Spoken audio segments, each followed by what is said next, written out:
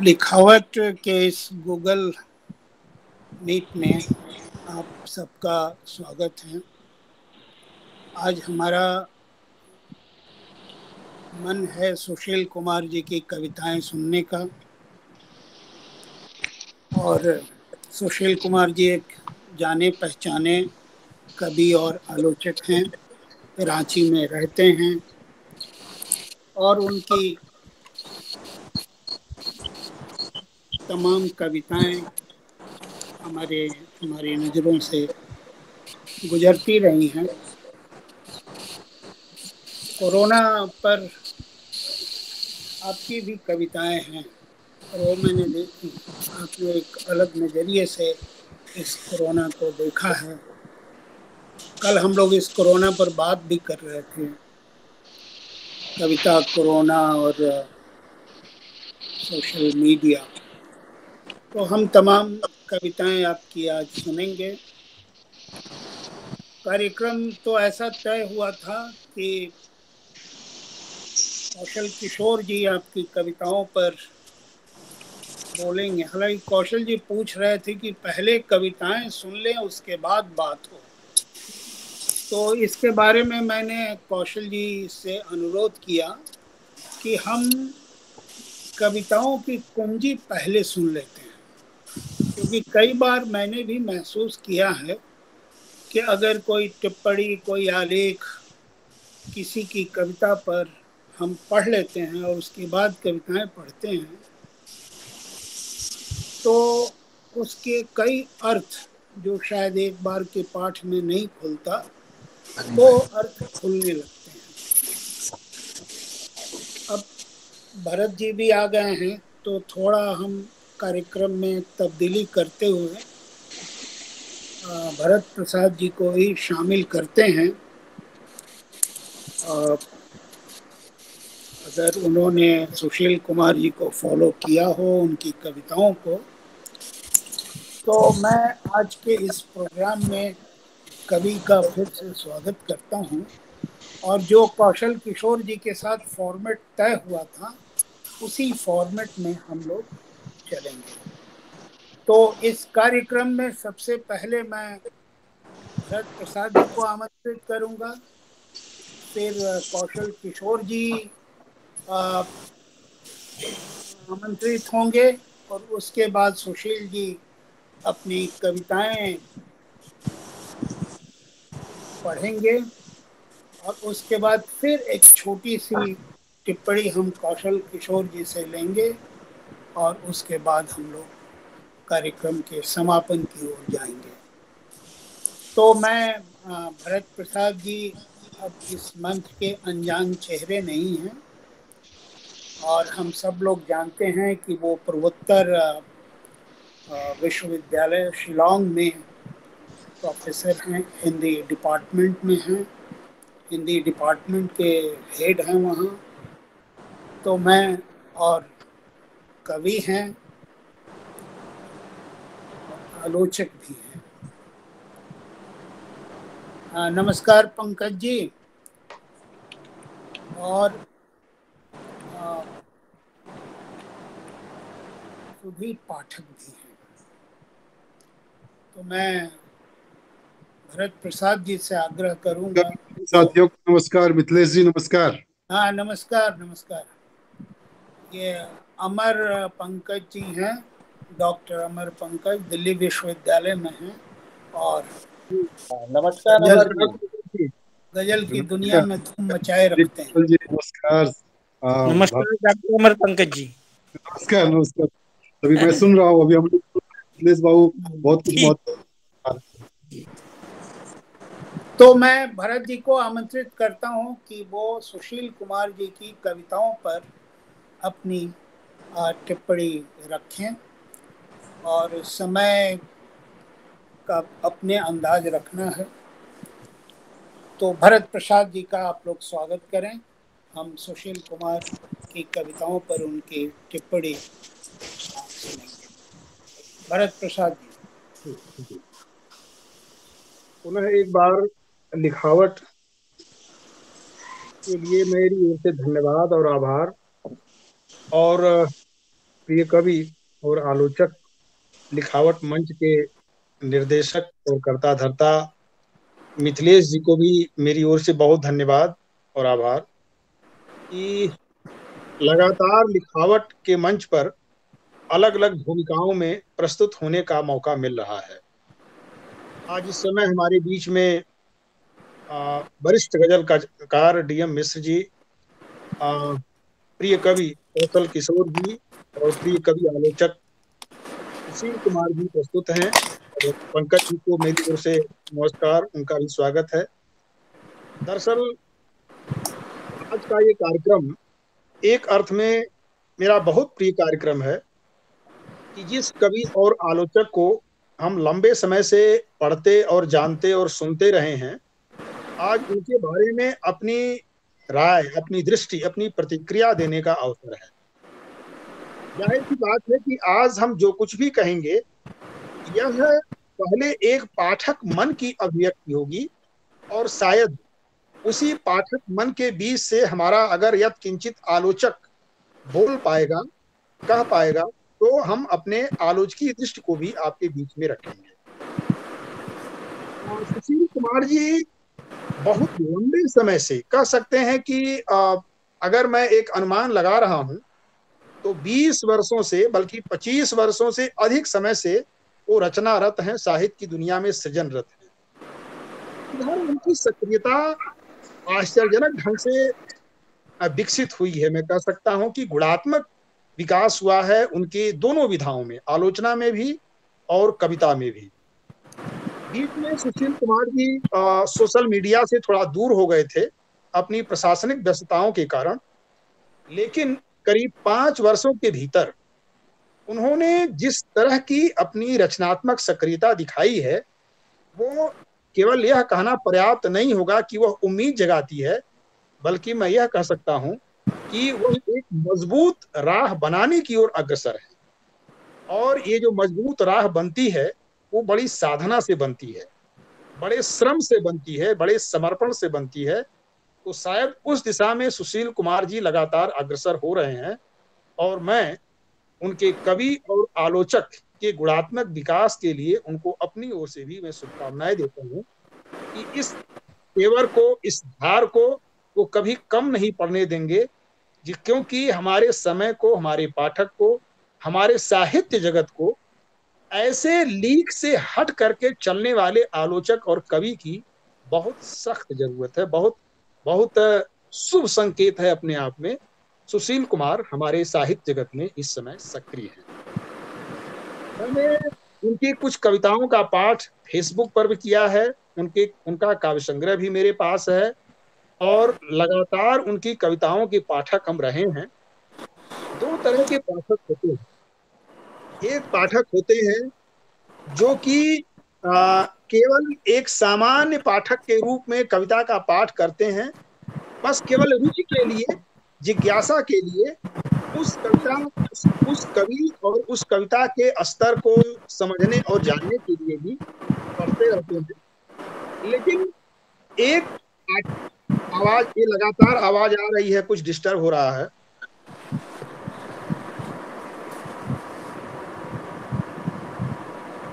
जो वक्ता बोल नहीं रहे हैं वो माइक ऑन नहीं रखे, आपसी टकराहट से आवाज साफ नहीं हो पाती है। आवाज बीच में आ रही, थोड़ा डिस्टरबेंस हो रहा है उससे।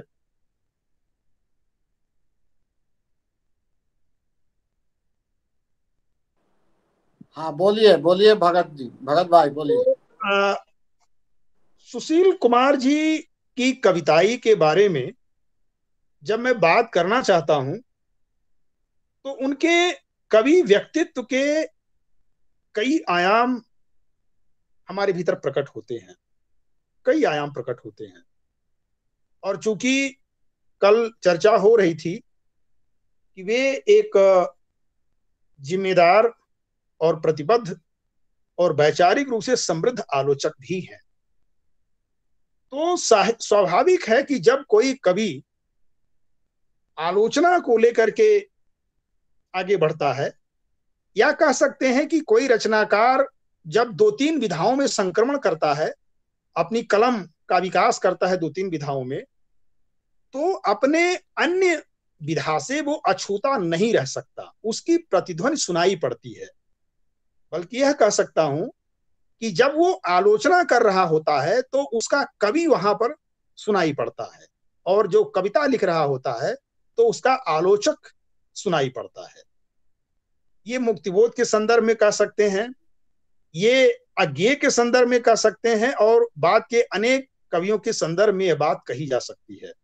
सुशील कुमार के बारे में भी कहीं कहीं यह बात लागू होती है। वे एक साथ प्रखर बौद्धिक भी हैं और प्रखर भावनाशील भी हैं। ये बहुत शुभ संकेत है अपने आप में। बौद्धिक भी हैं और भावनाशील भी हैं। प्रायः होता है कि जब हम बौद्धिक अधिक होते हैं तो हमारी कविता, अगर कविता विधा में आते हैं, कहानी विधा में आते हैं, तो शुष्क हो जाते हैं। शुष्कता अधिक हावी हो जाती है अगर हम बहुत अधिक बौद्धिक हो गए। लेकिन अगर हमारी प्रखर बौद्धिकता हमारी नैसर्गिक भावनाशीलता से अगर संचालित होती है तो वह बौद्धिकता शुष्क नहीं होने पाती है। कविता एक रसात्मकता, एक संगीत, एक लय लिए हुए आगे बढ़ती है। तो यह जो बौद्धिकता और भावनाशीलता का संतुलन है, इसको हम बहुत ये कह सकते हैं कि बहुत सुनियोजित ढंग का संतुलन नहीं कहना चाहते हैं। यह एक स्वाभाविक और नैसर्गिक सहज संतुलन है जो बन जाता है एक रचनाकार के भीतर। आलोचक और कवि जब दोनों कोई होता है तो हालांकि ये काम कठिन है, बहुत कठिन काम होता है। खास तौर पर जब कविता लिख रहे होते हैं तो किस हद तक हम अपनी बौद्धिकता को खींचते रहें, और जब हम आलोचना कर रहे होते हैं तो कहां पर हम अपने कवि को संयमित किए रहें, यह संतुलन बड़ा कठिन होता है एक रचनाकार के लिए। लेकिन एक सजग रचनाकार इस बारीकी को समझता है कि आलोचना करते समय हम अपने कवि भावुकता को, कवि की संवेदनशीलता को कहां तक ले जा सकते हैं, और जब हम कविता रच रहे होते हैं तो अपने आलोचक को कहां हम संयमित रख लें, उससे आगे न बढ़ने दें, वहां आलोचक को हम अपने छिपा लें एक प्रकार से। यह बारीकी सुशील कुमार की कविताओं में दिखाई पड़ती है। अब यहां पर एक सवाल तो स्वाभाविक रूप से उठता है कि कवि सुशील कुमार के कविता की जमीन क्या है? सुशील कुमार के कविता के आयाम कौन कौन से हैं? सुशील कुमार के कविता की वैचारिकी क्या है?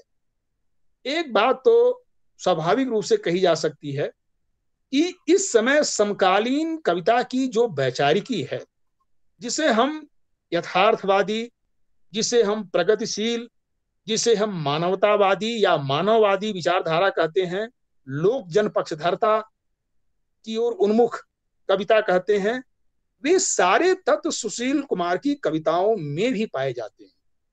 जैसा कि उनके जीवन की पृष्ठभूमि ग्रामीण जीवन है, ग्रामीण क्षेत्र से आए हैं, तो इसलिए जो गांव के जन का जो एक संस्कार, जो एक मूल्य, जो एक कह सकते हैं कि सहजता होती है, वो सब उनके कविता में विन्यस्त है। उनके कविता के ताने बाने में वो सब दिखाई पड़ती है। और सुशील कुमार की कविता कलात्मक भी है, कल्पना प्रवण भी है, सूक्ष्म दृष्टि संपन्न है, चित्रात्मक है, यथार्थवादी है।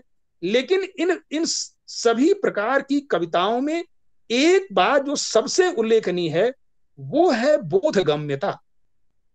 जैसा जब ये मैं बोधगम्यता की बात कर रहा हूं तो यह हमारा वह समय है जब हमारे इस समय में, हमारे इस 21वीं सदी की कविता के समय में एक पूरी की पूरी पीढ़ी कलावादी पीढ़ी बन चुकी है। आज चूंकि उन कविताओं का या उन कवियों के जिक्र करने का वक्त नहीं है, यह अवसर नहीं है, उनका उल्लेख मैं नहीं करना चाहता, लेकिन कलावाद इस समय समकालीन कविता में बहुत मजबूती से उभर करके आया है। तो सुशील कुमार की कविताएं एक प्रकार से कलावाद का या खालिस कलावाद का प्रतिरोध करती हैं। प्रतिरोध रचनात्मक रूप से करती हैं, सीधे सीधे प्रतिरोध नहीं करती हैं, क्योंकि हमारे पास इस समय उनकी कई कविताएं हैं। कुछ कविताएं ऐसी हैं जो कम से कम शब्दों में वह दूर तक असर करने वाली बातें करती हैं, और कुछ कविताएं ऐसी हैं जो पूरे विस्तार में फैली हुई हैं, पूरे के पूरे मैंने कह सकते विषय के ताने बाने में पूरी तरह से फैली हुई है। तो इस प्रकार से आप कह सकते हैं कि जो दोनों प्रकार की कविताई है, ये सुशील कुमार दोनों प्रकार की कविताई करने में सक्षम है और दक्ष दिखाई पड़ते हैं। क्योंकि जब हम कोई बात कहते हैं तो बिना उदाहरण के कभी कभी लगता है कि वो बात हवा हवाई हो रही है। तो मेरे सामने उनकी एक कविता है, कविताएं और भी छोटी हैं, उसको हम आगे रखेंगे, लेकिन एक कविता है चींटियों का समाज शास्त्र। चींटियों का समाज शास्त्र, देखिए इसमें क्या हिम्मत है, क्या आकांक्षा है, क्या सपना है और शौक है कवि सुशील कुमार का, इसको जरा सुनिए। मार्क्स बुद्ध के दर्शन से पहले मैं पढ़ना चाहता हूं चींटियों का समाज शास्त्र।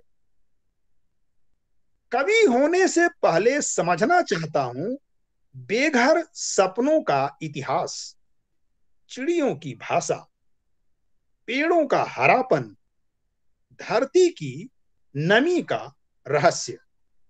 तो ये जो एक ट्रैक से हट करके, परंपरा से हट करके, लीक से हट करके, जैसा कि एक कवि की पहचान होती है कि लीक का अनुसरण वो कभी नहीं करता है, तो वो चीज सुशील कुमार की कविताई में देखी जा सकती है, चींटियों के समाजशास्त्र कविता के माध्यम से। एक और छोटी कविता आपके बीच में रखते हैं, इसको जरा देखिए, छोटी कविता है, ये भी अच्छी कविता है। इस सुबह की प्रार्थना कुछ मत देना ईश्वर इस वक्त मुझे, केवल मेरी आत्मा को डिजिटल होने से बचाना। अब डिजिटल जो है ये मशीनीकरण है, ये तो संकेत है डिजिटल, मशीनीकरण से बचाना। जो मशीनीकरण मनुष्य का लगातार हो रहा है, वो दर्द, वो भाव व्यक्त हो रहा है। केवल मेरी आत्मा को डिजिटल होने से बचाना, उसे अभिजात्य होने से मत बनाना, आधुनिक सुघड़ पॉलिस्ट, उसे उसमें पुरखों की आवाज है, मिट्टी का राग है, जीने की कलाएं चाहे कितनी बदल जाएं, रूप रंग आदतें चाहे जितनी चमक जाएं, अनगढ़ सुजान ही रखना मेरी आत्मा को। इस पंक्ति को फिर दोहरा रहा हूं, अनगढ़ सुजान ही रखना मेरी आत्मा को, मत बनाना उसे श्रेष्ठ और सुजात। तो इस तरीके से आप कह सकते हैं कि जमीन पर रहते हुए जनता के संस्कारों से लैस या आबद्ध उनका मन, उनकी आत्मा, उनकी चेतना, उनकी कवि दृष्टि कई दिशाओं में निरंतर विचरण करना चाहती है। परिवर्तन धर्मी कवि प्रतिभा है सुशील कुमार की, परिवर्तन धर्मी। और यह जो परिवर्तन धर्मिता है, यह असल में किसी बने बनाए नियमों को इनकार करती है, किसी बने बनाए रास्ते को तोड़ती है और किसी बनी बनाई मान्यता को अस्वीकार करती है, बल्कि इसे अपने अर्जित विवेक की कसौटी पर परख करके ही उसे स्वीकार करना चाहती है। इसीलिए कह सकते हैं कि यह नवोन्मेष से संपन्न कवि क्षमता सुशील कुमार में है। नवीनता, परिवर्तनशीलता, जिज्ञासा, नए अर्थ, नए भाव, नए चीजों को पाने, जानने, ग्रहण करने, आत्मसात करने, उनको जीने और उनको अभिव्यक्त करने की जो क्षमता दिखाई पड़ती है, कहीं न कहीं इनको एक नैसर्गिक हृदय वाला कवि बनाती है। प्रायः क्या होता है कि एक किस्म के पॉलिस्ट, एक प्रकार से कह सकते हैं कि रेडीमेड, और एक प्रकार से फिक्स्ड नेचर और ढांचे और मन और सोच के कवि होते हैं, और वहां से केवल वो कारखाने से निकली हुई कविताएं अधिक दिखाई पड़ती हैं। इसीलिए आज की कविता पर एक आरोप बहुत लंबे समय से लगता रहा, बहुत लंबे समय से आरोप लगता रहा कि अगर कवि के नाम को हटा दीजिए तो ये तय करना मुश्किल हो जाएगा कि कौन सी कविता किस कवि की है। ये हास्यास्पद आरोप था एक प्रकार से, ये व्यंग में किया गया आरोप है समकालीन कविता पर।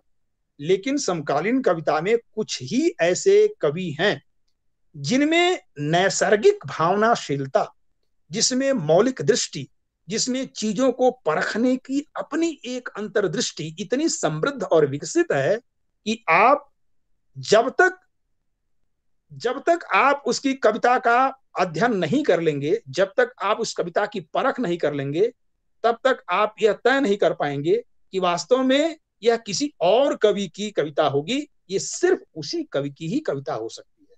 आप पढ़ेंगे तो यह तय कर लेंगे कि यह कविता सिर्फ इन्हीं की हो सकती है, क्योंकि उसमें उनका तेवर है, उसमें उनका व्यक्तित्व है, उसमें उनका एक प्रकार से गहरा आत्मविश्वास है, आत्मसंतोष है, उसमें उनका प्रतिरोध है। और यह जो तमाम तरह के उनकी कविता के रंग हैं, जो तेवर हैं, वे सब मिलजुल करके उनको समकालीन कविता के अन्य कवियों से अलग कर देते हैं, भिन्न कर देते हैं, और यही कवि का हासिल होता है। तो आज चूंकि हमारे बीच में DM मिश्र जी हैं, कौशल किशोर जी हैं, अभी मैं देख पा रहा हूं कि सुधीर सक्सेना जी भी शायद जुड़ गए हैं, और जुड़ गए हो तो बहुत खुशी की बात होगी।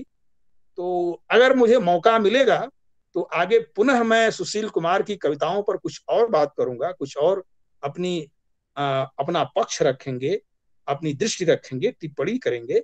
लेकिन मैं चाहूंगा कि इस बीच में हमारे जो अन्य कवि प्रेमी हैं, कविता प्रेमी हैं, वे सुशील कुमार की कविताओं पर अपनी बात रखें।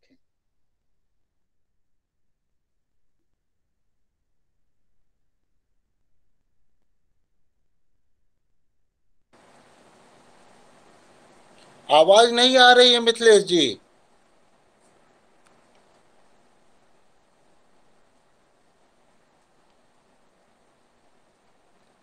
मिथिलेश जी आवाज नहीं आ रही है, अनम्यूट करिए।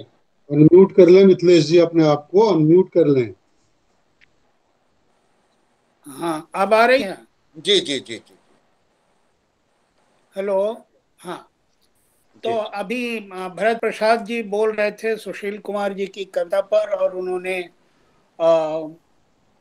कुछ चीजें कही जो हमारे मन की हैं, जैसे उनकी कविता और उनके व्यक्तित्व के की प्रतिबद्धता के बारे में, वैचारिक समृद्धि के बारे में, और बौद्धिक भावनाशील, इस तरह एक विस्तार दिया उन्होंने सुशील कुमार की कविता के बारे में। और चींटियों का समाजशास्त्र, पुरखों की आवाज हमें बहुत अच्छी लगती है। और अभी मैं देख रहा था, दुनिया इन दिनों सुधीर सक्सेना जी ने सुशील कुमार जी का एक लेख छापा है, गजलकारों को लेकर के वो बहस चल रही है। तो मैं उस लेख में नहीं जा रहा हूँ, दुनिया इन दिनों का जिक्र मैंने किया। सुधीर सक्सेना शायद चले गए हैं या नहीं, आ गए, फिर आ गए सुधीर सक्सेना जी, आपका बहुत स्वागत है। और दुनिया इन दिनों का जो अभी अंक आया है वो बहुत ही अच्छा अंक है, मैं पढ़ रहा हूँ अभी। सबसे पहला लेख मैंने सुशील कुमार का ही पढ़ा। तो अब मैं आमंत्रित करता हूँ कौशल किशोर जी को। कौशल किशोर जी कवि हैं, लेखक हैं, और रेवांत के प्रधान संपादक हैं, संस्कृति कर्मी हैं, और एक प्रतिबद्ध संस्कृति कर्मी भी हैं। जन संस्कृति मंच से जुड़े हुए क्या है, उसके निर्माताओं में एक हैं। तो मैं कौशल किशोर जी को आमंत्रित करता हूं और उनसे अनुरोध करता हूं कि वो सुशील कुमार जी की कविताओं उनके व्यक्तित्व और उनकी उपस्थिति को आप रेखांकित करें। कौशल किशोर जी। धन्यवाद मिथिलेश जी। और हमारे कई साथी इस समय मंच पर, लिखावट के मंच पर इस लाइव कार्यक्रम में उपस्थित हैं। शंभू बादल जी भी हैं हजारीबाग से, सुधीर भाई तो है ही हैं, और हमारे अमर जी, भरत प्रसाद जी, DM मिश्र जी। और आज एक हम लोगों के लिए बहुत अच्छा सुखद क्षण है जब हम लोग सुशील कुमार जी की कविताओं को सुनेंगे। और भरत प्रसाद जी तो कवि के साथ साथ आलोचक हैं, और वही विशेषता सुशील कुमार जी में भी है। और दोनों हमारे समय के समर्थ कवि और समर्थ आलोचक। और मैं तो बस थोड़ा बहुत कविताएं कर लेता हूँ, और आलोचना में मेरी कोई उस दखल नहीं। हाँ, जरूर मैं एक पाठक जरूर हूँ, और भरत प्रसाद जी की भी गद्य लेखन हो, सुशील कुमार जी का गद्य लेखन है, आलोचना है, कविताएं हैं, मैं लगातार पढ़ता रहता हूँ और समय समय पर अपनी टिप्पणियां भी किया करता हूँ। सुशील कुमार जी पर चूंकि हम लोग उनकी कविताएं भी सुनेंगे, तो मैं बहुत संक्षेप में दो चार बातें जरूर रखना चाहूंगा। सुशील कुमार जी जो नौ उदारवाद का जो दौर है, इस दौर के कवि हैं। और समकालीन कविता, जैसा कि भरत प्रसाद जी ने बहुत अच्छे तरीके से अपने चीजों को भरत जी ने रखा है ना, इस समकालीन कविता के कवि। तो जब हम यह बात कहते हैं तो मुझे बरबस मुक्तिबोध याद आते हैं, और मुक्तिबोध कहते हैं ना, नहीं खत्म होती कविता कभी खत्म नहीं होती, वह आवेग त्वरित काल यात्री, परम स्वाधीन विश्व शास्त्री, और जिसमें भविष्य की आहट हो और लिए वह जन चरित्र। तो मुझे लगता है कि यह जो कविता की, समकालीन कविता की, मुझे लगता है इससे बेहतर परिभाषा नहीं हो सकती कि वह कविता जो, और यही ऐसी ही कविता कभी खत्म नहीं हो सकती। क्योंकि जब मुक्तिबोध यह बात कह रहे हैं कि नहीं होती खत्म, कविता कभी खत्म नहीं होती, तो यह बात जीवन संदर्भ, कविता और जीवन की प्रगाढ़ता की को लेकर के उनकी यह बात है।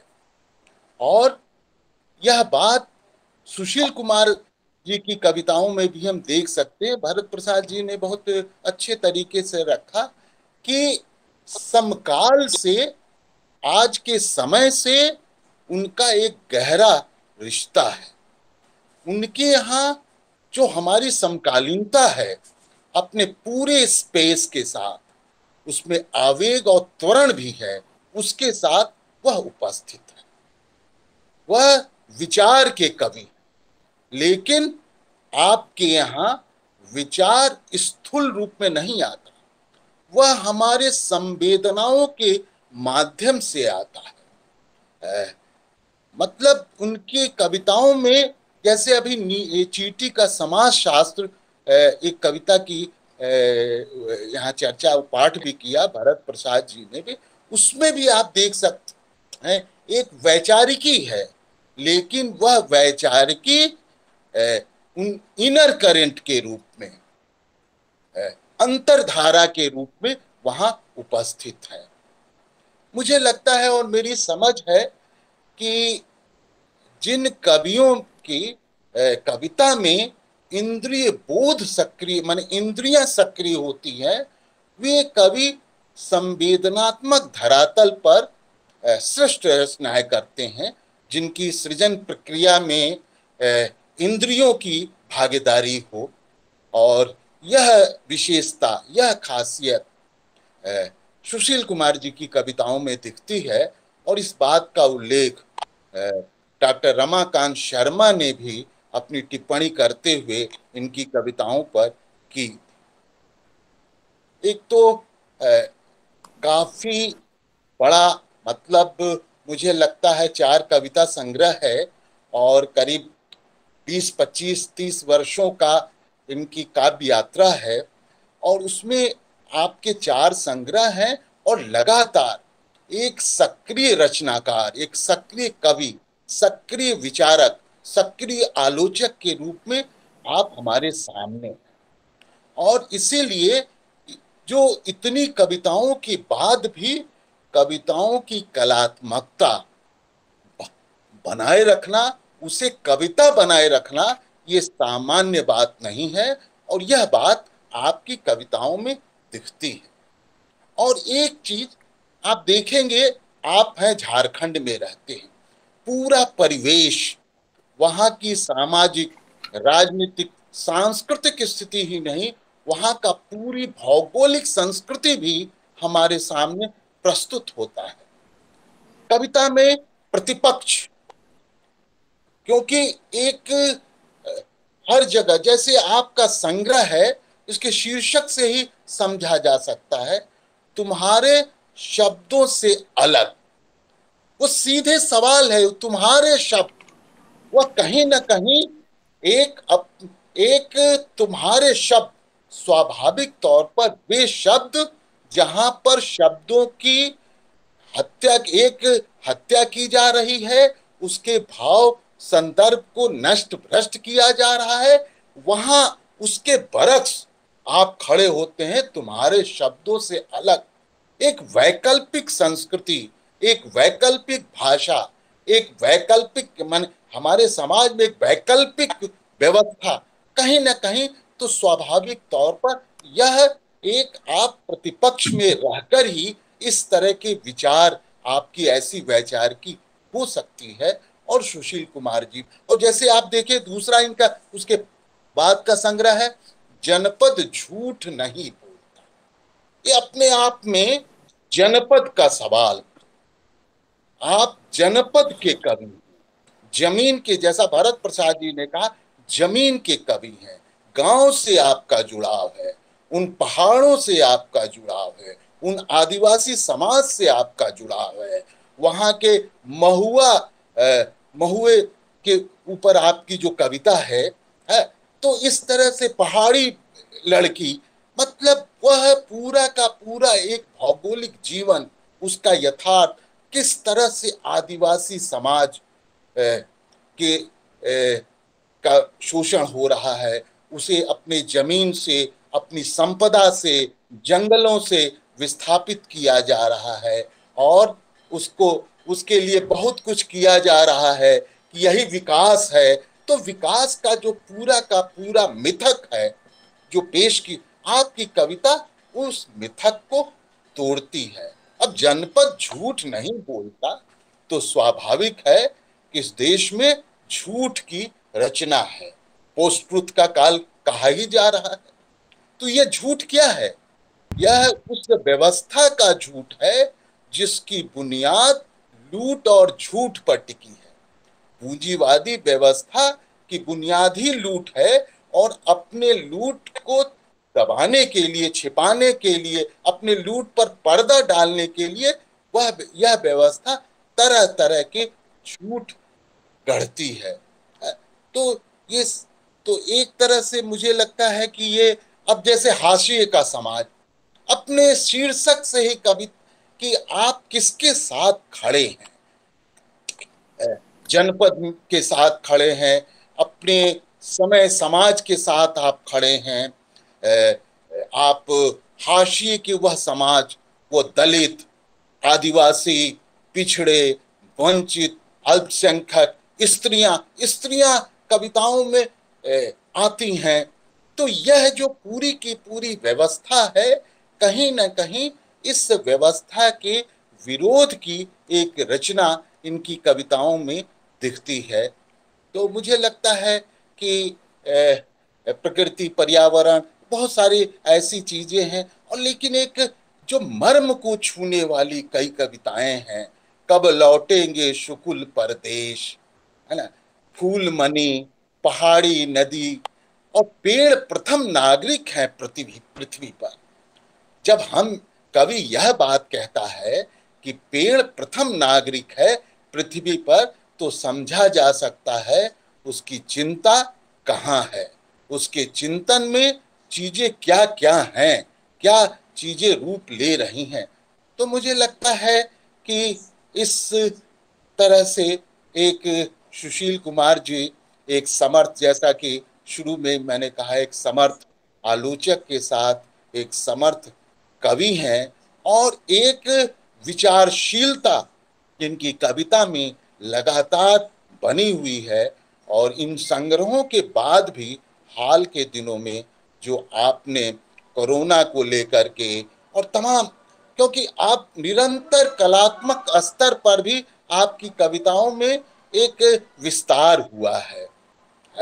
जो जैसे पहले आप कुछ लंबी कविताएं लिखते थे, लेकिन हाशिए पे समाज में हाशिए पर समाज हाशिए की आवाज में आप आपकी छोटी कविताएं हैं, ज्यादा गहरी हैं, ज्यादा व्यापकता है, कम शब्दों में बड़ी बात कह देने की कला है।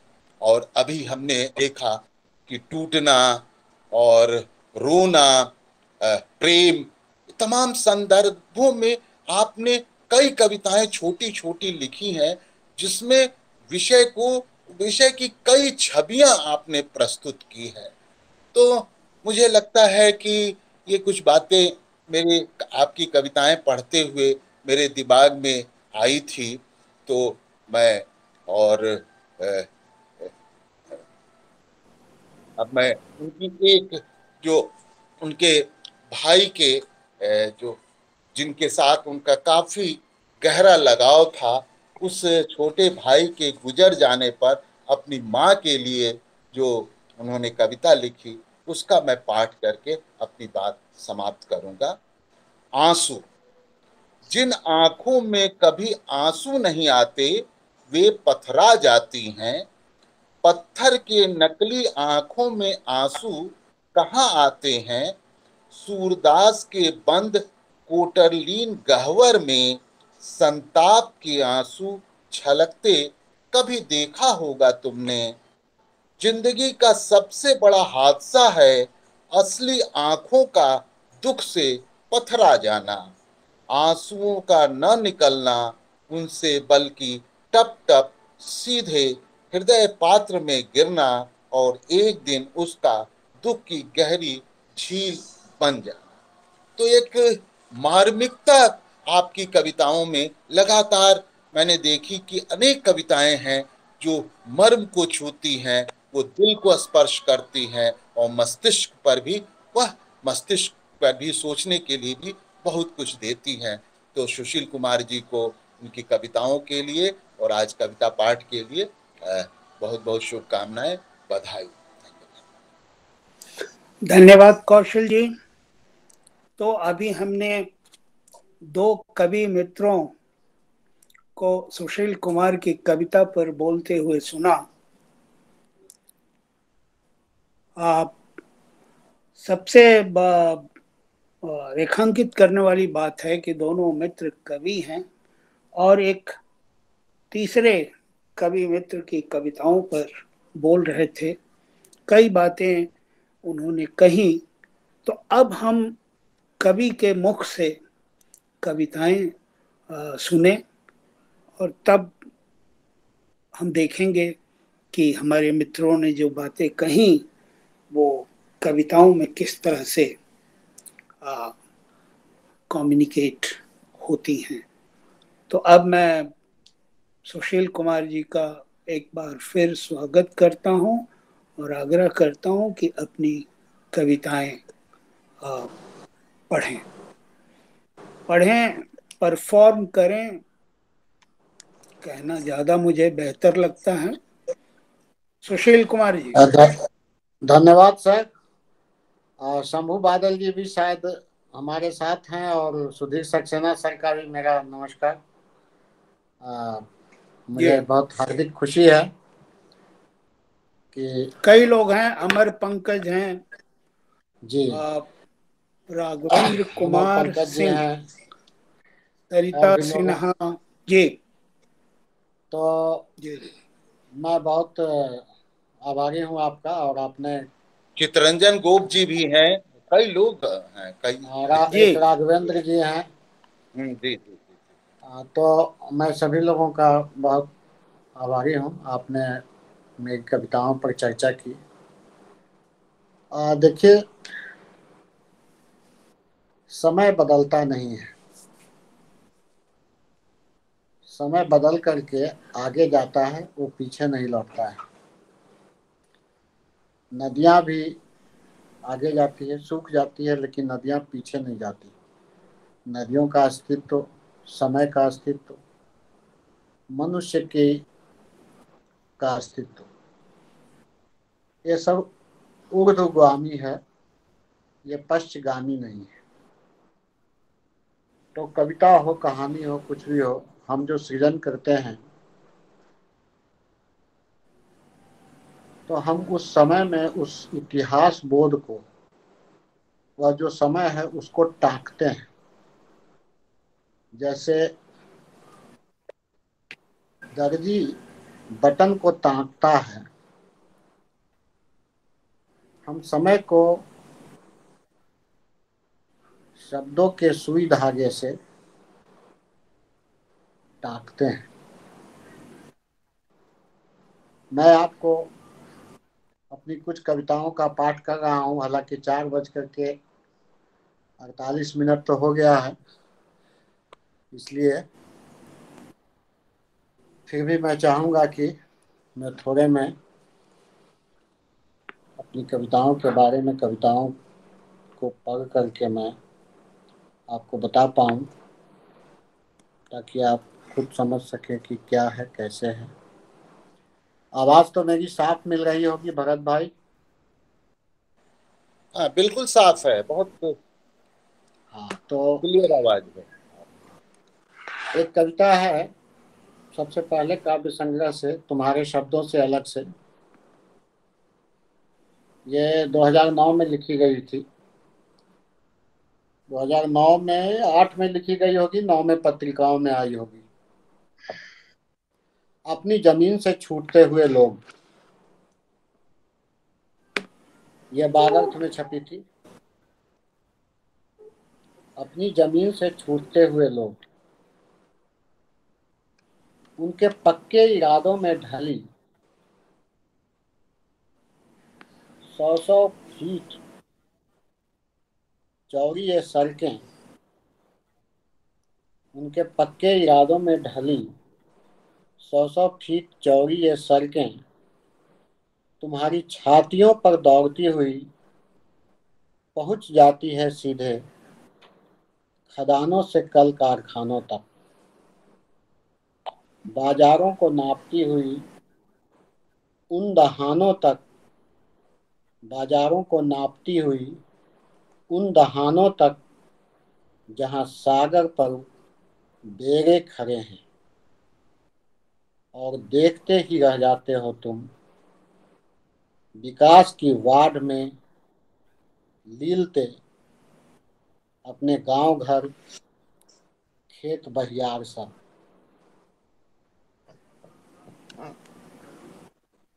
उनके पक्के इरादों में ढली 100-100 फीट चौड़ी ये सड़कें, तुम्हारी छातियों पर दौड़ती हुई पहुंच जाती है सीधे खदानों से कल कारखानों तक। बाजारों को नापती हुई उन दहानों तक,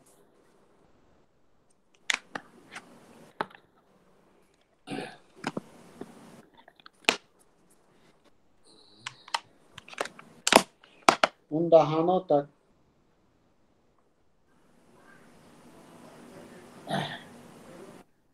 जहां सागर पर बेड़े खड़े हैं,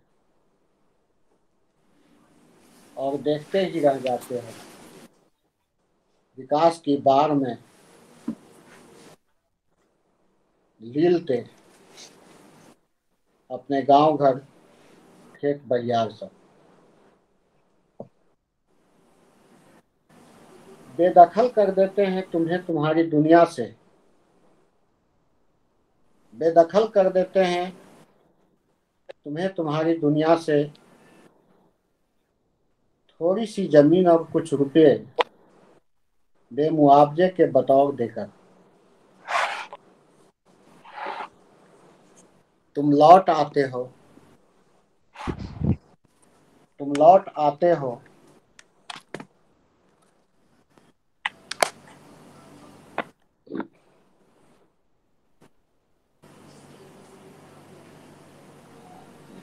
सुशील जी, आपका चेहरा छुप रहा है कंप्यूटर या लैपटॉप से। हाँ, वो मैं ठीक कर ले रहा हूँ।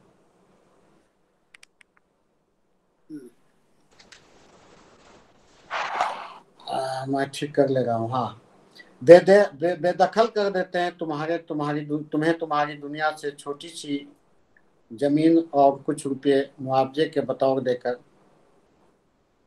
तुम लौट आते हो यातना के सरकारी शिविरों में, जुटे हुए बैलों की चाल की तरह भारी मन लिए।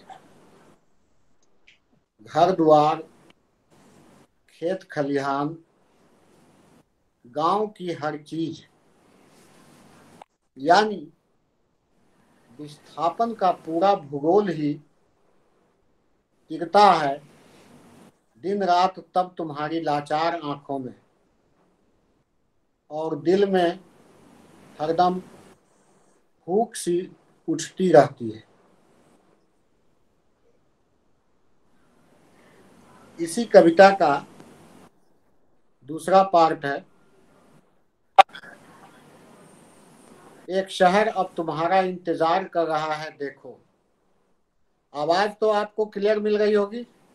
बिल्कुल स्पष्ट है। हाँ, बिल्कुल बिल्कुल। दूसरा पार्ट है। एक शहर तुम्हारा इंतजार कर रहा है, देखो। गांव के किसान कारीगर सभी अपनी बहू बेटियां बच्चे और सरो सामान से लदे ट्रक ट्रैक्टरों से वहां कूच कर रहे हैं। वह दुनिया देखो कितनी जगजग है। कभी कहते हैं इस शहर को कभी आंख नहीं लगती। न रात होती है यहाँ, न सूरज उगता है। पक्षियों की चहचहाहटों और पत्तों की सरसराहटों से महरूम, पक्षियों की चहचहाहटों और पत्तों की सरसराहटों से महरूम इस शहर का अपना संगीत है, जिसके कनफोर शोर में बेसुध रहते हैं नागरिक। यहाँ किसी को खुलकर बतियाने की फुर्सत नहीं। रोबोट सी चलती है जिंदगी यहाँ। इसका तीसरा पार्ट, एक ही सेंटेंस है, ये पूरा वाक्य एक ही है कविता के रूप में। तीसरे पार्ट को थोड़ा ध्यान दीजिएगा। शवदाह गिरहों से निकली जली अपनी अस्थियां। शवदाह गिरहों से निकली जली अपनी अस्थियां, फैक्ट्रियों के कचरों से नदी जल में एक मेक होकर। शवदाह गिरहों से निकली जली अपनी अस्थियां, फैक्ट्रियों के कचरों से नदी जल में एक मेक होकर। एक दिन यही कहीं ग्लोबल विलेज का हिस्सा बन जाएंगी और हमारी तुम्हारी संस्कृति का एक भरा पूरा अध्याय भी समाप्त हो जाएगा। इसकी चौथी और अंतिम कड़ी,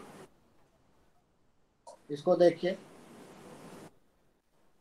अपनी जमीन से अनजान नई पीढ़ियां,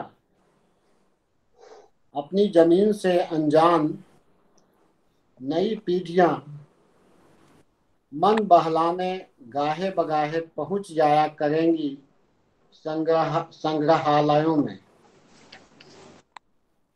अपनी जमीन से अनजान नई पीढ़ियां मन बहलाने गाहे बगाहे पहुंच जाया करेंगी संग्रहालयों में और अपनी आंखें फाड़ फाड़ देखेंगी फल फाल, ढेकी, चाक, लालटेन, सिलौटे, जाते, बैलगाड़ी, टमटम, हुक्के, पालकी, सेवाग की चटाइयां, तीलियों के बने पिंजरे, बांस की आराम कुर्सियां, मेज वगैरह भूले बिसरे भित्ति चित्रों में तुम्हें नाचते गाते ढोल बजाते और कहकहे लगाएंगी, ऐसे भी होते थे लोग कभी।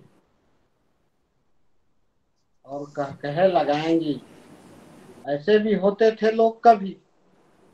अपनी जमीन से छूटती यह दुनिया कहाँ चली जा रही है, बता पाएंगे कभी क्या अंतरिक्ष में गोता लगाते वैज्ञानिक गण। अपनी जमीन से छूटती हुई यह दुनिया कहाँ चली जा रही है, बता पाएंगे कभी क्या अंतरिक्ष में गोता लगाते हुए वैज्ञानिक गण। तो अपनी जमीन से छूटे हुए लोग, ये पहला संग्रह की एक कविता मैंने आपको नजर किया। इसी संग्रह की एक और कविता पढ़ूंगा, मुझे पसंद है इसलिए मैं अपनी ही पसंद की चीज आपको सुनाना पसंद करूंगा। शीर्षक है हमें अपने घर लौटना है। जरा इसको देखिएगा। शीर्षक है कविता का हमें अपने घर लौटना है। हम मादक जाग बहरे अंधे गूंगे नहीं हैं। हम मादक जाग बहरे अंधे गूंगे नहीं हैं। हमारे कान उनके भाषणों से पक गए हैं। हमारे दीदे उनकी करतूतें देख देख फुट गए हैं। उनके तमंचों ने हमारे मुंह पर ताले जड़ दिए हैं। हम इतने उबे हुए और उदास हैं कि हमें अपने घर लौटना है साथियों। हम इतने उबे हुए और उदास हैं कि हमें अपने घर लौटना है साथियों। इसका दूसरा स्टांजा। वे चाहते हैं कि हमारी आशाओं का सूरज सर्वदा के लिए डूब जाए। वे चाहते हैं कि हमारी आशाओं का सूरज सर्वदा के लिए डूब जाए। हम सब फिर अपने रास्ते भूल बैठे उनकी आदिम पशुता के जंगल में। हम सब फिर अपने रास्ते भूल बैठे उनकी आदिम पशुता के जंगल में, जहां खूंखार जानवरों से हमारा फिर सामना हो। उनके विष दांतों के चमक उठने के पहले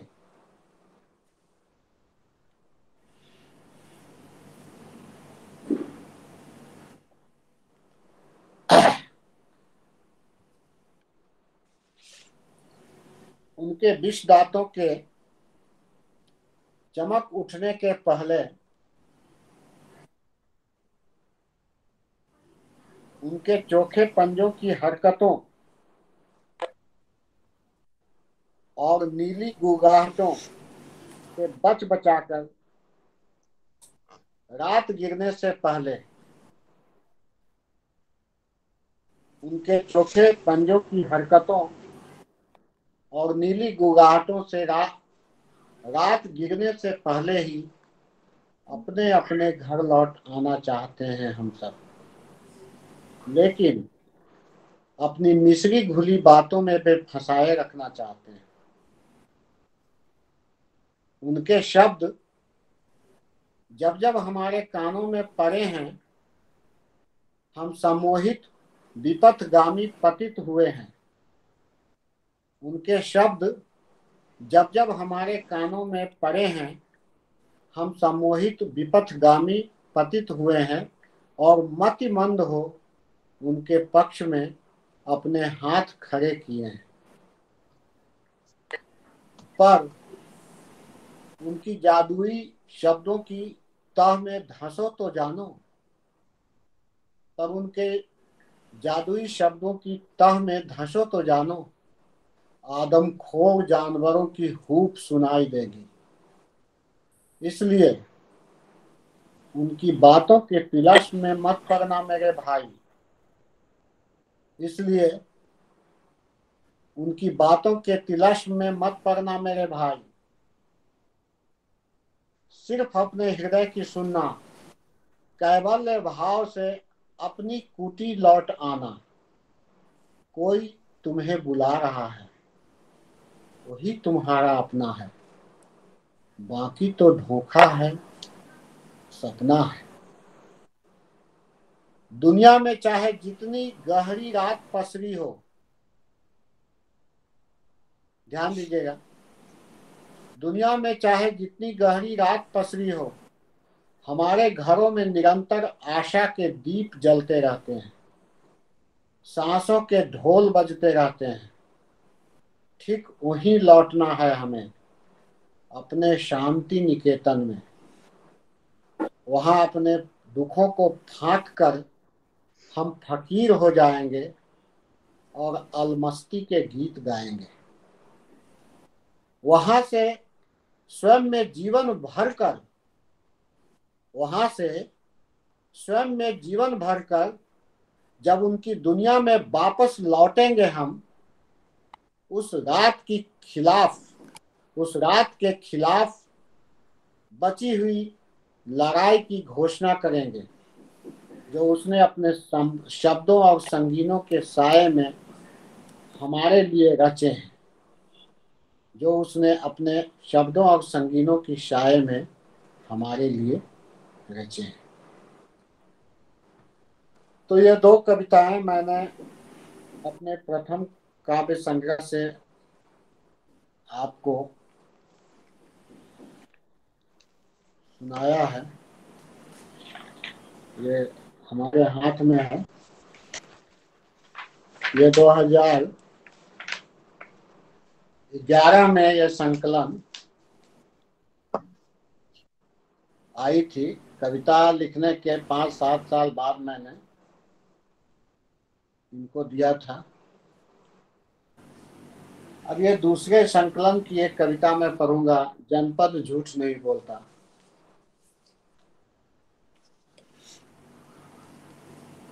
इसका शीर्षक है, इस संग्रह से मैं एक ही कविता पढ़ना चाहूंगा, महुआ फूलने के मौसम में। जब मैं पाकुर साहबगंज में पोस्टिंग में था, तो वहाँ मैंने पहाड़ी जिंदगी को बहुत करीब से देखकर शाम को काम से लौटते वक्त मैं बांसलोई नदी थी, पहाड़ी नदी, उससे गुजरता था। उसके पत्थर के टीलों पर बैठता था और सारे नज़ारे जो देखता था मैं, उसके कुछ दृश्यों को हमने इस कविता में लाने की कोशिश की है। आप भी देखिए। शीर्षक है, महुआ फूलने के मौसम में।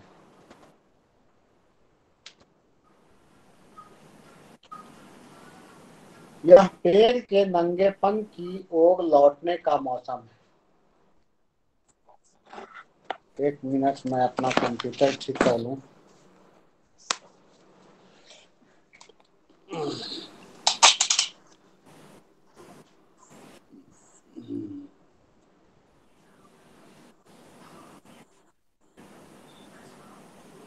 झुक क्यों गया है इतना जी? छोड़ो।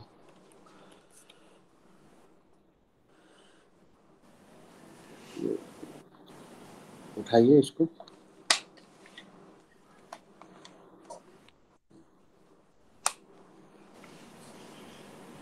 हाँ, तो शुरू कर रहा हूँ।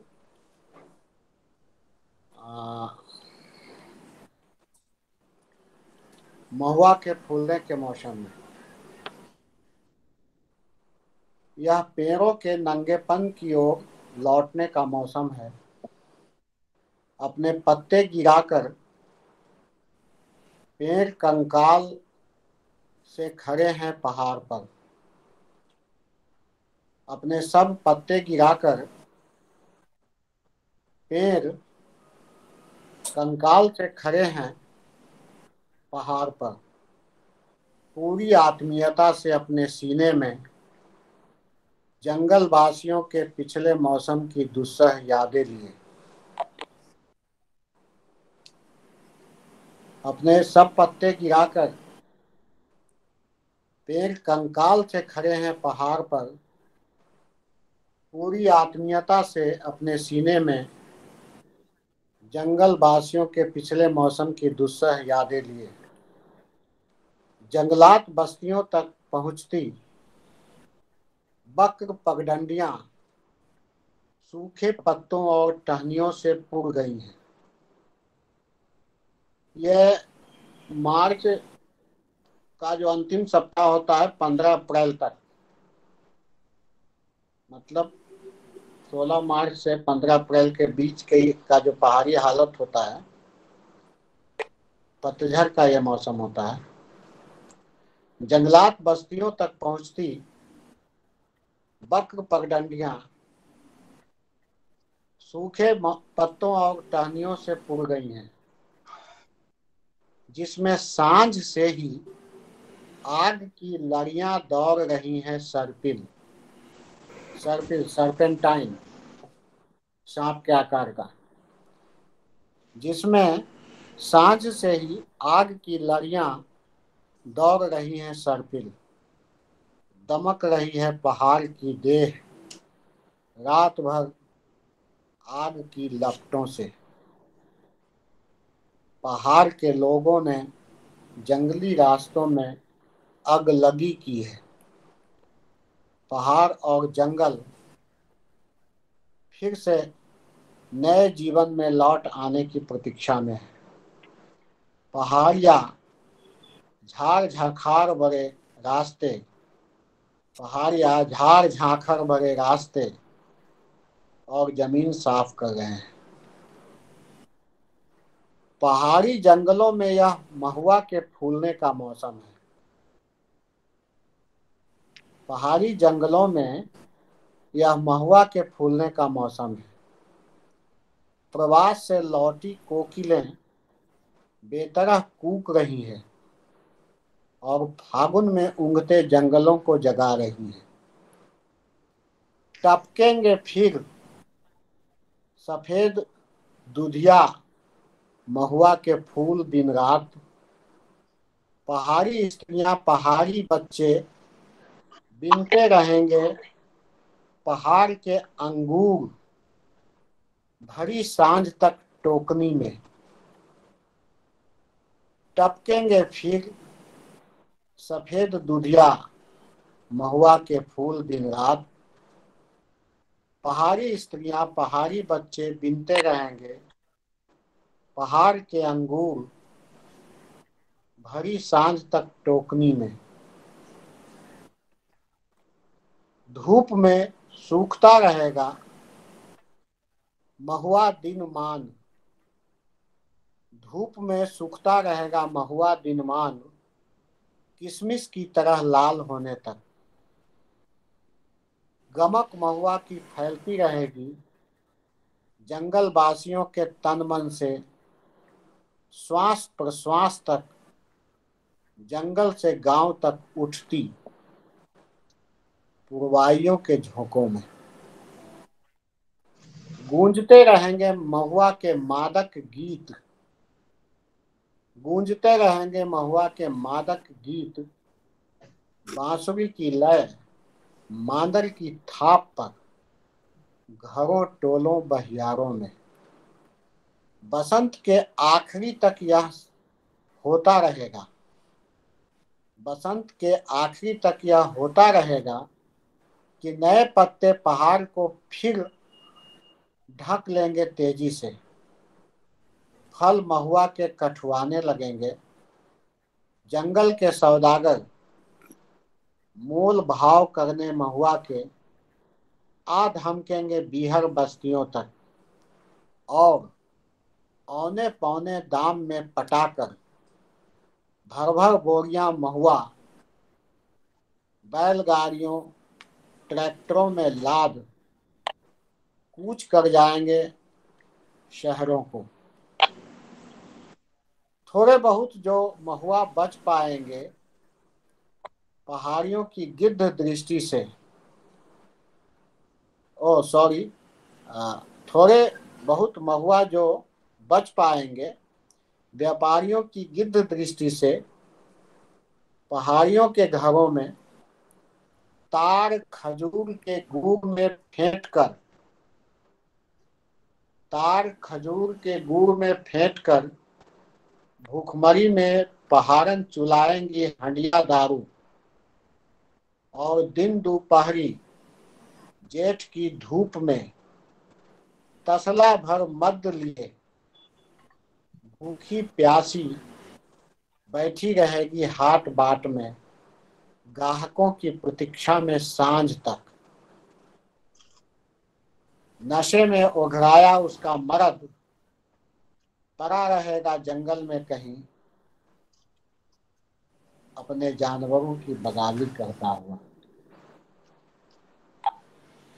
तो मित्रजनों, भाई बंधुओं, ये हमारी तीसरी कविता जो थी ये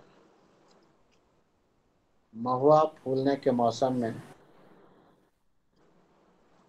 ये संथाल परगना डिवीजन में जो साहबगंज पाकुड़ इत्यादि जिले हैं, यहाँ 70% पहाड़ों पर पहाड़ियों का घर है, आदिवासी पहाड़ियों का, और वहाँ के पहाड़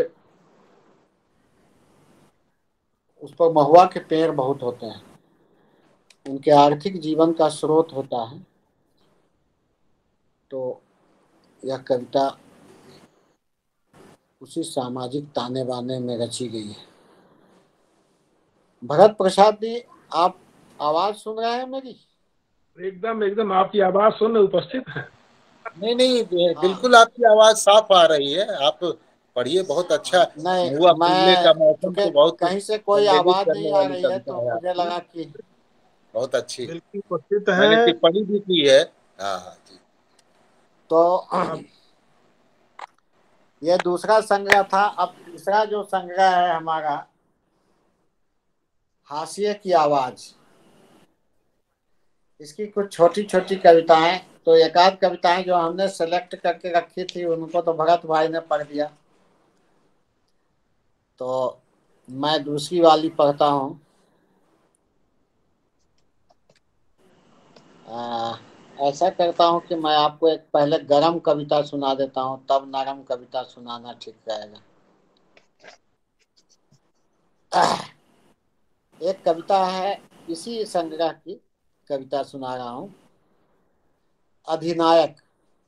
क्योंकि आप सोचेंगे कि सिर्फ पहाड़ जंगल और प्रार्थना और चींटियों का समाज शास्त्र सुनाया जा रहा है, तो कुछ गरम कविता भी हो जाए।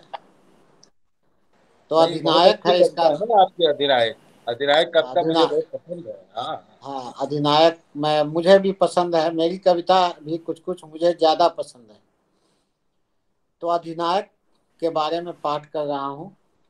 अधिनायक बाहर से नहीं आता, अधिनायक बाहर से नहीं आता, कसी मुट्ठियों में बंद तुम्हारे सपनों को मोड़ कर पैदा होता है। कसी मुट्ठियों में बंद तुम्हारे सपनों को मोड़ कर पैदा होता है, तुम्हारे पसीने के नमक को चीनी में बदल कर। बहुत अच्छा। अधिनायक बाहर से नहीं आता, कसी मुट्ठियों में बंद तुम्हारे सपनों को मोड़ कर पैदा होता है, तुम्हारे पसीने के नमक को चीनी में बदल कर। अपने भाषणों की अद्भुत कला से, बूटों की खटखटाहट से, अपनी आंखों की चमक से, उंगलियों के जादुई इशारों से पहले सम्मोहित करता है तुम्हें। अपने भाषणों की अद्भुत कला से, बूटों की खटखटाहट से, अपनी आंखों की चमक से, उंगलियों की जादुई इशारों से पहले सम्मोहित करता है तुम्हें, फिर तुम्हारी चिन्मय भाषा और बुद्धि खाता है। फिर तुम्हारी चिन्मय भाषा और बुद्धि खाता है और तुम्हारे लहराते हाथों को अपना बोट बनाता है, खुद बाजीगर बन जाता है और जमूरे की तरह तुम्हें नचाता है। खुद बाजीगर बन जाता है और जमूरे की तरह तुम्हें नचाता है। तुम्हारी ही जमीन इच्छा और बूंद से जन्मा, तुम्हारी ही जमीन इच्छा और बूंद से जन्मा अधिनायक के अदब में तुमको चलना होता है अपाहिज बनकर। अपने लोगों की लाशों की ढेर झांकते, उसके मिटने तक अपने कंधों पर उसके किए का भार ढोते हुए, अपने कंधों पर उसके किए का भार ढोते हुए। बेहतरीन, बहुत अच्छी कविता भैया। तो यह मेरी अधिनायक कविता थी। तो थोड़ा सा वातावरण में गर्मी भी लाना तो जरूरी है। तो मैं एक कविता छोटी सी पढ़ रहा हूँ। सही में कविता तो मेरे दृष्टिकोण से, चूंकि मैं खुद भी दूसरे की कविता की समीक्षा आलोचना भी करता हूँ, कविता को थोड़ा मुलायम होना चाहिए, लेकिन पता नहीं क्यों जो मुझे पसंद है वो लोगों को ज्यादा पसंद नहीं है, और जो लोगों को ज्यादा पसंद है वो मुझे पसंद नहीं है। इसलिए दोनों में संतुलन बना कर चलना पड़ता है। कुछ तो उभयनिष्ठ है, दोनों को भी पसंद है, हमको भी और अन्य लोगों को भी, पाठकों को भी और कवि को भी। तो एक कविता है चिड़ियों का प्रेम। पहले पहल जब चलना सीखा और माँ की गोद से उतरकर देहली पर पहला पांव रखा, तो दालान में चिड़ियों को देखा, अपनी चोंच में तिनका दबाए घोंसला बुनने में मगन थी। कभी चोंच से अपने बच्चों को दाना चुगा रही थी, तो कभी चोंच मारकर अपनी बोली में उसे फड़फड़ाना, उड़ना, फुदकना सिखा रही थी।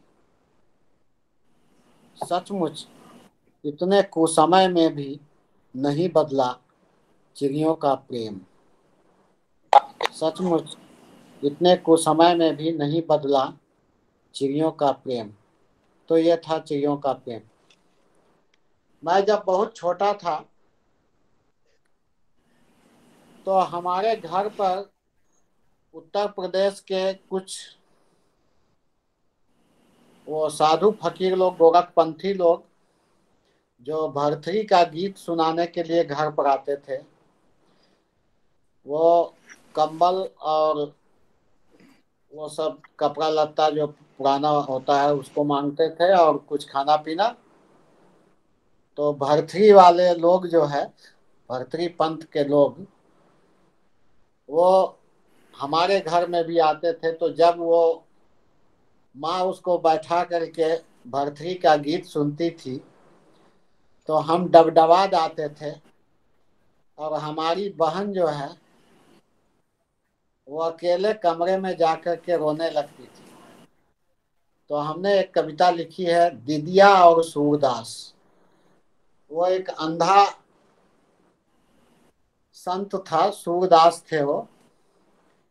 इसकी 2 कड़ियां हैं, दोनों बहुत छोटी छोटी कविताएं हैं, खाली इसके अर्थ को हम स्पष्ट कर पाए तो ज्यादा अच्छा है।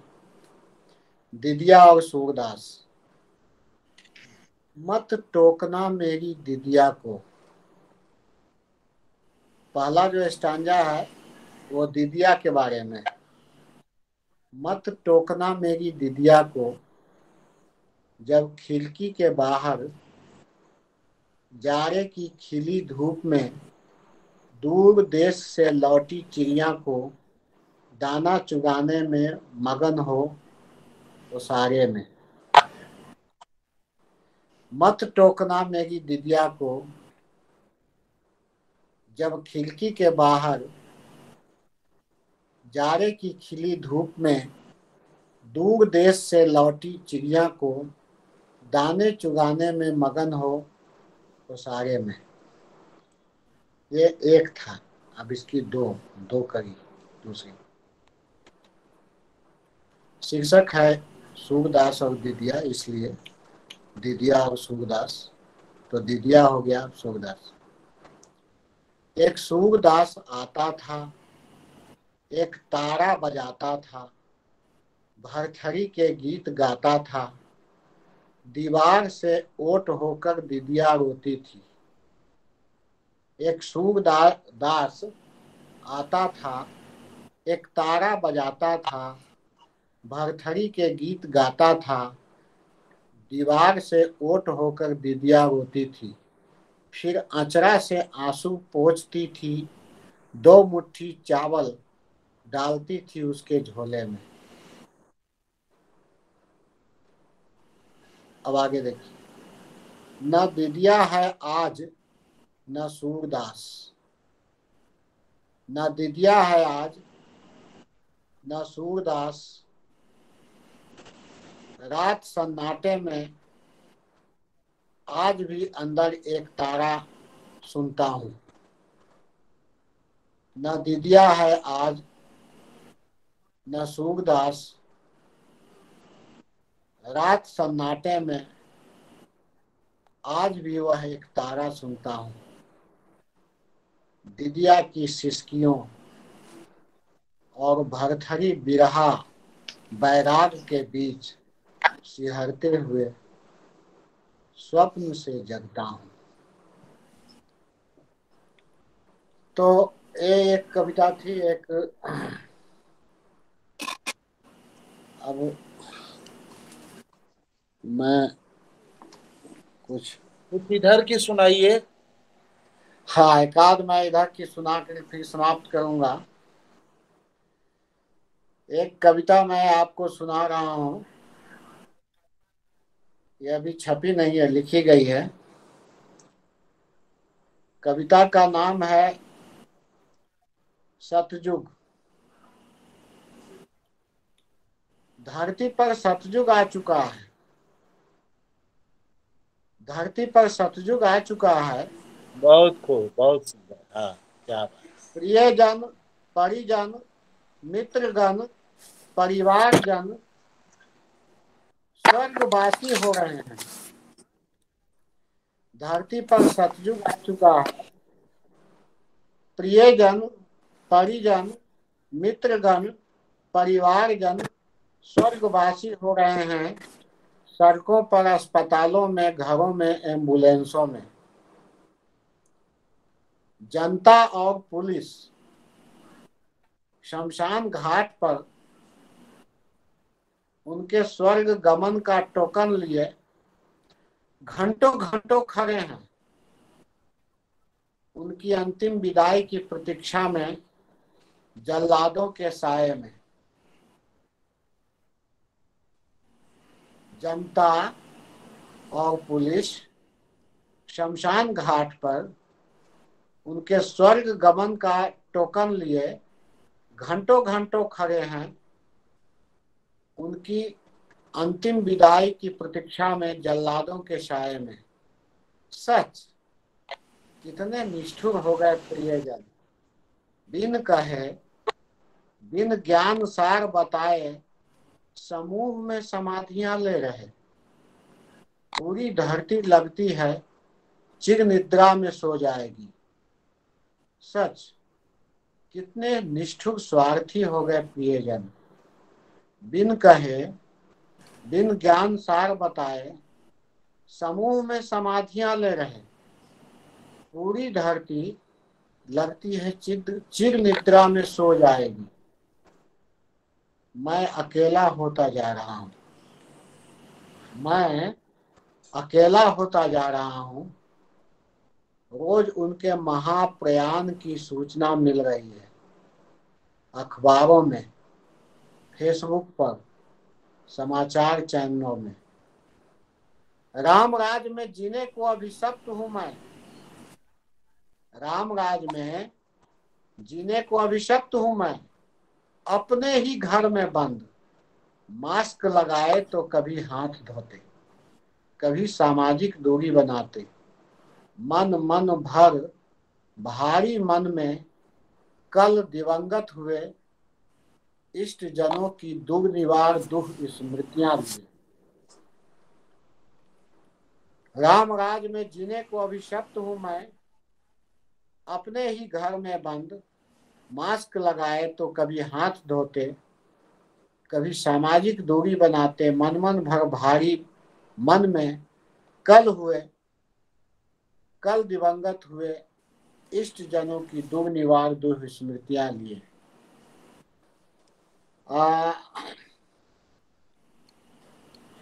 एक कविता और सुनाना चाहूंगा और उसके बाद जैसी अनुमति होगी वैसा किया जाएगा। इसमें मैं सुना रहा हूं दूसरी कविता, इंतजार में अस्थि कलश। भदभदा एक जगह है, यह भोपाल में होना चाहिए। भोपाल का एक शमशान घाट है। भदभदा के शमशान में जो इतना गुबार है, जलती चिताओं की, वहां जो लंबी कतार है, भदभदा के शमशान में जो इतना गुबार है, जलती चिताओं की, वहां जो लंबी कतार है, रखे हुए अनगिन अस्थि कलशों को अपने परिजनों का जो इंतजार है, वे नहीं आ पाए अब तक उनका श्राद्ध फूल सिराने। वे नहीं आ पाए अब तक उनका श्राद्ध फूल सिराने। मृद भांड कुछ लोहित कुछ कृष्ण, मृद भांड कुछ लोहित कुछ कृष्ण, उनमें समेटी कुछ भस्म अस्थियां। ऊपर से छीटे कुछ दूब धूप, ऊपर से छीटे कुछ दूब धूप, कुछ अक्षत नैवेद्य, कुछ जल फल, कुछ फूल बत्ती, 7 टुकड़े भी कुछ समिधाओं की। बिन मंत्रोच्चारण के परे परे कुमला गए हर दिन सूरज के डूबने के साथ। बिन मंत्रोच्चारण के परे परे कुमला गए हर दिन सूरज के डूबने के साथ। लॉकर्स में बड़े बड़े शमशान में लॉकर्स होते हैं अस्थि कलश को रखने के लिए। लॉकर्स में अस्थि कलश रखने की जगह नहीं। उनके अस्थि कलश प्रेस मीडिया बुलाकर शमशान शास्त्र के ठेकेदारों ने गंगा में प्रवाहित कर दिया। गंगा ब्रैकेट में ऐसी ही कोई प्रचलित नदी। लॉकर्स में अस्थि कलश रखने की जगह नहीं। उनके अस्थि कलश प्रेस मीडिया बुलाकर शमशान शास्त्र के ठेकेदारों ने गंगा में या ऐसी ही कोई प्रचलित नदी में प्रवाहित कर दिया। अकाल गए हुतात्माओं की मुक्ति के लिए शायद। महाकाल में प्रस्थानित जीवात्माओं के अस्थि कलश इतने उदास हैं। महाकाल में प्रस्थानित जीवात्माओं के अस्थि कलश इतने उदास हैं, इतने दुख भरे हैं कि लपेटे गए लाल कपड़ों के रंग भी उतर गए। असंख्य तरल कातर चेहरों से झांकती अकाल गई आत्माएं इन मृद भांडों में अब भी जज्ब हैं। असंख्य तरल कातर आंखों से झांकती अकाल गई आत्माएं इन मृद भांडों में अब भी जज्ब हैं। परिजनों की रक्तिम आंखें रोष की लपटों में जल रही हैं। अश्रु आपूर और बेबस, जिनमें साफ देख सकता हूं विदाई का अंतिम फर्ज भी ना अदा कर पाने की बहती हुई आत्मग्लानि नस्तर सा चुभती हुई हृदय में एक कसक। तो मित्रों, ये मैंने 2 अप्रकाशित कविताएं जो हाल की है, कोरोना का दिया हुआ ये प्रसाद है जिसे मैंने आप लोगों के साथ वितरित किया है। तो जैसी इजाजत अब मॉडरेटर साहब का, मिथिलेश सर का, कौशल जी का और भी गुरुजनों का, प्रोग्राम क्योंकि लंबा ज़्यादा खींचना भी सही नहीं है, तो उस हिसाब से काम करना ठीक होगा। धन्यवाद आप लोगों को। धन्यवाद सुशील जी। आज आपसे अच्छी कविताएं सुनने को मिली और आपकी कविताओं पर 2 आलोचकों की टिप्पणियां भी आई। तो ये आप ठीक ही कह रहे हैं कि कविता के प्रोग्राम को लंबा ज़्यादा खींचना पाठकों के लिए कष्टप्रद हो सकता है। फिर हम लोग आपकी और कविताएं सुनेंगे। तो मैं कौशल किशोर जी से अनुरोध करूंगा कि इसका समापन करें। कौशल किशोर जी।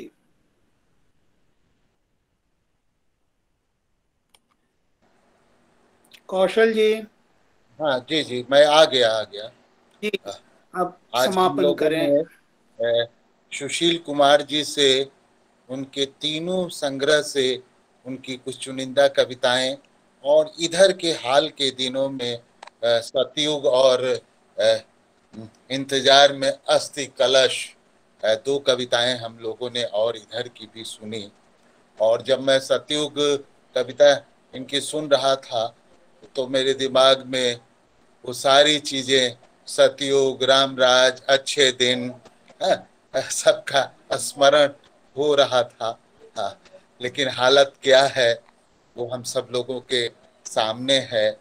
और जिस तरह से आज मतलब श्मशान घाट या कब्रिस्तान सबों की स्थिति सर ये कविता, 1 मिनट, ये कविता सतयुग नहीं है, सतयुग है, सतयुग। अच्छा, हाँ, सतयुग, युग नहीं, युग। सतयुग मैंने नाम रखा है इसका। अच्छा, ये सतयुग है। अब आप समझ ही रहे हैं, सतयुग आ गया है। हाँ हाँ हाँ, मतलब वही, उसको हम वहां से जोड़ रहे हैं। जैसा वो राम राज की बात करते रहे हैं, अच्छे दिनों की बात होती रही है, सतयुग की बात होती रही है। तो एक ये कविता करारा व्यंग भी करती है। तो और अस्थि कलश इंतजार में अस्थि कलश पड़ा है, अब लॉकर भी नहीं है जहां पर उसे रखा जा सके, या लॉकर में जगह नहीं है। तो एक जो पूरी समय की स्थिति है, और जो कोरोना के दूसरी लहर में जो हालत खराब, जिस पर हम लोगों ने कल चर्चा भी की, तो कविताओं के बारे में यही कहा, कविता के बारे में कल भी ये बात हो रही थी, और आज भरत प्रसाद जी ने भी कहा कि मानवतावादी, मानवता की कविताएं, मनुष्यता की कविताएं, जो लोकतांत्रिक चेतना की कविताएं जो आपके अंदर है, ये स्वर है, और जिसमें एक तरफ दर्द है, पीड़ा है, स्थितियों का वर्णन है, क्रूरता है, बर्बरता है, तो दूसरी तरफ उसको बदलने की एक छटपटाहट भी है, एक उम्मीद भी है, जो आपने सुनाई कि हमें फिर घर लौटना है। उस कविता में अंत में आते आते एक आशा का दीप भी कविता जलाती है। तो इस तरह से हम लोगों ने आज की शाम आपकी कविताओं के नाम रही, और इस अवसर पर हमारे कई मित्र आए, शंभू बादल जी, सुधीर सक्सेना जी, और मैं देख रहा हूँ कि चितरंजन गोप जी, अमर पंकज जी, सरिता सिन्हा जी। तो मैं सभी लोगों को लिखावट की ओर से शुक्रिया, भरत प्रसाद जी तो रहे ही हैं, और सुशील कुमार जी को, और लिखावट को भी, लिखावट की ओर से भी धन्यवाद है, और लिखावट को भी खास तौर से, विशेष तौर से मिथिलेश जी को, कि वो लगातार जिस तरह से वो सक्रिय हैं, तो इस दौर में जिसकी जरूरत है, तो मैं मिथिलेश जी को भी विशेष धन्यवाद देते हुए मैं समझता हूँ कि आज का कार्यक्रम यहीं समाप्त किया जाए, फिर आगे हम लोग मिलेंगे किसी तरह के कार्यक्रम में। धन्यवाद। धन्यवाद कौशल जी। एक सूचना बस कि ये पूरा कार्यक्रम YouTube पर भी, लिखावट के YouTube पर उपलब्ध रहेगा। तो लिखावट के YouTube को आप लोग सब्सक्राइब करें, और वहाँ भी इस प्रोग्राम को देख सकते हैं। तो कौशल जी, आप सबका धन्यवाद, और यहीं पर ये प्रोग्राम आज हम लोग खत्म करते हैं। नमस्कार। नमस्कार सर।